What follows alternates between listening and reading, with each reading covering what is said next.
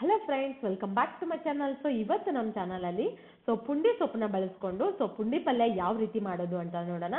So ಇದನ್ನ ನಾವು ಬಿಸಿ ಬಿಸಿ ರೊಟ್ಟಿ, ಜೋಳದ ರೊಟ್ಟಿ, ಅಕ್ಕಿ ರೊಟ್ಟಿ, ಇಲ್ಲಾಂದ್ರೆ ಸಜ್ಜೆ ರೊಟ್ಟಿ, ಬಿಸಿ ಬಿಸಿ ಅನ್ನಕ್ಕೆ ಹುಳಿ ಹುಳಿಯಾಗಿ ಖಾರ ಖಾರವಾಗಿ ತುಂಬ ಚೆನ್ನಾಗಿರುತ್ತೆ. ಒಂದ್ಸಲ ನಿಮ್ಮ ಮನೇಲಿ ಟ್ರೈ ಮಾಡಿ.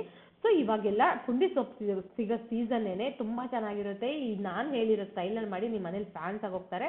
ಸೊ ಅಷ್ಟು ಚೆನ್ನಾಗಿ ಬರುತ್ತೆ ಟೇಸ್ಟು.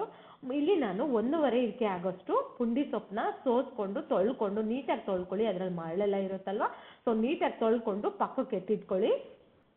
ಸೊ ಇದನ್ನ ನಾವೀಗ ಹೇಗೆ ಮಾಡೋದು ಅಂತ ನೋಡೋಣ. ಸೊ ನಾನೀಗ ಒಂದು ಕುಕ್ಕರ್ ತೊಗೊಂಡು ಇದರಲ್ಲಿ ದೊಡ್ಡ ಬೌಲಲ್ಲಿ ಒಂದು 3/4 ಬೌಲ್ ಆಗೋಷ್ಟು ತೊಗರಿ ಬೇಳೆನ ತಗೊಳ್ಳಿ. ಸೊ ಕೆಲವೊಂದು ಜನ ಅಲಸಂದಿ ಬೇಳೆಯಿಂದನೂ ಮಾಡ್ತಾರೆ. ಸೊ ಅದು ಗ್ಯಾಸ್ಟ್ರಿಕ್ ಅಂತ ಹೇಳ್ಬಿಟ್ಟು ಅಷ್ಟು ಟೇಸ್ಟಿಯಾಗಿರಲ್ಲ ಅದು. ಅದಕ್ಕೆ ಅಂತ ನಾನಿಲ್ಲಿ ತೊಗರಿ ಬೇಳೆ ಹಾಕ್ತಾ ಇದ್ದೀನಿ. ಸೊ ಅದಾದಮೇಲೆ ನಾವು ತೊಳ್ಕೊಂಡು ಇಟ್ಕೊಂಡಿರುವಂಥ ಪುಂಡಿ ಸೊಪ್ಪನ್ನ ಆದರೆ ಹಾಕ್ಬಿಡಿ. ಸೊ ಈ ಪುಂಡಿ ಸೊಪ್ಪಿನಲ್ಲಿ ಐರನ್ ಕಂಟೆಂಟ್ ತುಂಬ ಚೆನ್ನಾಗಿರುತ್ತಂತೆ. ಸೊ ಇದು ತಿನ್ನೋದ್ರಿಂದ ನಮ್ಮ ಹೆಲ್ತಿಗೆ ತುಂಬ ಒಳ್ಳೆಯದು.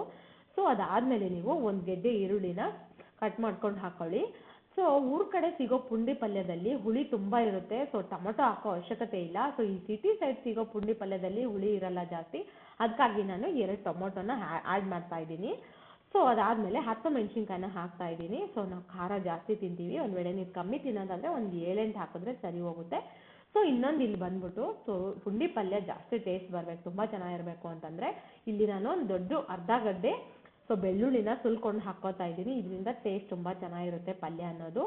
ಸೊ ಅದಾದಮೇಲೆ ನೀವು 1 ಟೀ ಸ್ಪೂನ್ ಆಗೋಷ್ಟು ಅರಿಶಿನ ಪುಡಿನ ಆ್ಯಡ್ ಮಾಡಿ.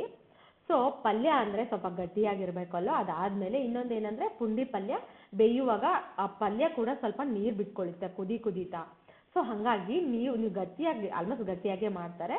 ಸೊ ಗಟ್ಟಿಯಾಗಬೇಕಂದ್ರೆ ನೀರು ಕಡಿಮೆನೇ ಹಾಕ್ಕೊಳ್ಳಿ. 1.5 ಹಿಡಿಕೆ ಪುಂಡಿ ಸೊಪ್ಪಿಗೆ ನೀವು 1 ಲೋಟ ನೀರು ಹಾಕಿದ್ರೆ ಸರಿ ಹೋಗುತ್ತೆ. ಒಂದು ಚೂರು ತಿಳಿಬೇಕು, ತೀರಾ ಗಟ್ಟಿ ಬೇಡ ಅಂತಂದರೆ 2 ಕಪ್ ಆಗೋಷ್ಟು ನೀವು ಅಳತೆ ಮಾಡಿಬಿಟ್ಟು ನೀರಾದರೆ ಹಾಕ್ಕೊಂಬಿಡಿ.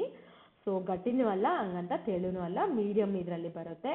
ಸೊ ಅದಾದಮೇಲೆ ನೀವು ಲಾಸ್ಟಲ್ಲಿ ನೀವು ಆಯಿಲ್ ಹಾಕಬೇಕಾಗುತ್ತೆ. ಯಾಕಂದರೆ ತೊಗರಿ ಬೇಳೆ ಹಾಕಿರೋದಲ್ವಾ, ಸೊ ಇದು ಬೇಗ ಬೇಯೋದಿಲ್ಲ. ಸೊ ಬೇಗ ಬೇಯಬೇಕಂದ್ರೆ ತುಂಬ ಪ್ರೀಮಿಯಂ ಬೇಳೆನೇ ಆಗಿರಬೇಕು. ಬಟ್ ಇಲ್ಲಿ ಬೇಗ ಬೇಯೋದಿಲ್ಲಲ್ವ, ಸೊ ಚೆನ್ನಾಗಿದ್ರೂ ಬೇಳೆ ಆಲ್ಮೋಸ್ಟ್ ಎಲ್ಲರೂ ಆಯಿಲ್ ಹಾಕಲೇಬೇಕು. ಯಾಕಂದರೆ ಬೇಳೆ ಅನ್ನೋದು ತುಂಬ ಸ್ಮೂತಾಗಿ ಕುಕ್ ಆಗುತ್ತೆ.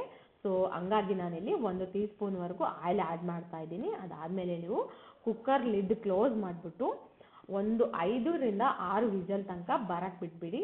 ಸೊ ಈಗ ವಿಸಲ್ ಬಂದಾಗಿದೆ. ಸೊ ಲಿಡ್ ಓಪನ್ ಮಾಡಿಬಿಟ್ಟು ನೋಡೋಣ ಸೊ ಯಾವ ರೀತಿ ಕುಕ್ ಆಗಿದೆ ಅಂತ. ಸೊ ನೋಡಿ ಈ ಥರ ಕುಕ್ ಆಗಿದೆ. ಸೊ ಇದರಲ್ಲಿರೋ ನೀರನ್ನ ನಾವೀಗ ಫಸ್ಟು ಸೈಡಲ್ಲಿ ಒಂದು ಬೌಲಲ್ಲಿ ಎತ್ತಿಟ್ಕೊಂಡ್ಬಿಡೋಣ. ಸೊ ಇಲ್ಲಾಂದರೆ ನೀಟಾಗಿ ಸ್ಮ್ಯಾಶ್ ಆಗಲ್ಲ ಬೇಳೆ. ನೀರು ಪಕ್ಕದಲ್ಲಿ ಎತ್ತಿಟ್ಕೊಂಡು ಆಮೇಲೆ ಸ್ಮ್ಯಾಶ್ ಮಾಡಬೇಕಾಗುತ್ತೆ. ಸೊ ಲಾಸ್ಟಲ್ಲಿ ಆ್ಯಡ್ ಮಾಡ್ಕೊಳ್ಳಿ ರಸಮ್ನ. ಸೊ ಈಗ ಇದನ್ನು ಒಂದು ಸ್ಮ್ಯಾಶರು ಇಲ್ಲಾಂದರೆ ನಿಮ್ಮ ಮನೆಯಲ್ಲಿ ಬೇಳೆ ಹಿಟ್ಕೋದು ಒಂದು ಕೋಲಿದ್ರೂ ಸರಿ, ಅದರಿಂದ ಎಲ್ಲ ನೀಟಾಗಿ ಸ್ಮ್ಯಾಶ್ ಮಾಡ್ಕೊಳ್ಳೋಣ. ಸೊ ಇವಾಗ ಎಲ್ಲನೂ ನೀಟಾಗಿ ಸ್ಮ್ಯಾಶ್ ಆಗಿದೆ. ಸೊ ನೋಡ್ತಾ ಇದ್ದೀರಲ್ಲ, ಸೊ ಈ ರೀತಿ ಸಣ್ಣಗೆ ನೀವು ಸ್ಮ್ಯಾಶ್ ಮಾಡ್ಕೊಂಬಿಡಿ. ಸೊ ಮುಂಚೆ ನಾವು ಪಕ್ಕಕ್ಕೆ ಎತ್ತಿಟ್ಕೊಂಡಿದ್ವಲ್ಲ ರಸಮ್ನ, ಸೊ ಅದನ್ನು ಇದರೊಳಗೆ ಆ್ಯಡ್ ಮಾಡಿಬಿಟ್ಟು ಕಲಿಸ್ಕೊಂಬಿಡಿ ಎಲ್ಲನೂ. ಸೊ ನೋಡಿ ಪಲ್ಯದ್ದು ಕನ್ಸಿಸ್ಟೆನ್ಸಿ ಈ ಥರ ಇರಬೇಕು. ಸೊ ಜಾಸ್ತಿ ತೆಳುವಾಗಿ ಇರಬಾರ್ದು, ಹಂಗಂತ ಗಟ್ಟಿಯಾಗೂ ಇರಬಾರ್ದು. ಸೊ ಈ ಥರ ಇದ್ದರೆ ರೊಟ್ಟಿಗೆ ಅನ್ನೋದಕ್ಕೂ ಎಲ್ಲದಕ್ಕೂ ಕಲಿಸ್ಕೊಳ್ಳೋಕೆ ಚೆನ್ನಾಗಿರುತ್ತೆ. ಸೊ ಇವಾಗ ಒಗ್ಗರಣೆಗೆ ಹಾಕ್ಬಿಡೋಣ. ಇಲ್ಲಿ ನಾವು 5 ಟೀ ಸ್ಪೂನ್ ಆಗೋಷ್ಟು ಆಯಿಲ್ ಹಾಕಿದ್ದೀನಿ. ಸೊ ಅದಾದಮೇಲೆ ಸಾಸಿವೆ ಜೀರಿಗೆ ಹಾಕಿ.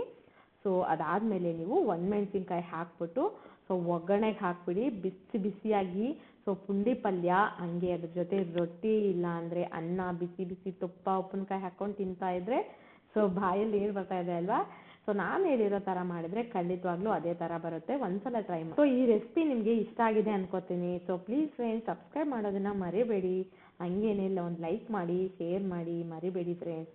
So bye. ಇನ್ನೊಂದು ರೆಸಿಪಿ ಜೊತೆ ಇನ್ನೊಂದು ಎಪಿಸೋಡಲ್ಲಿ ಮೀಟ್ ಆಗೋಣ. Thank you.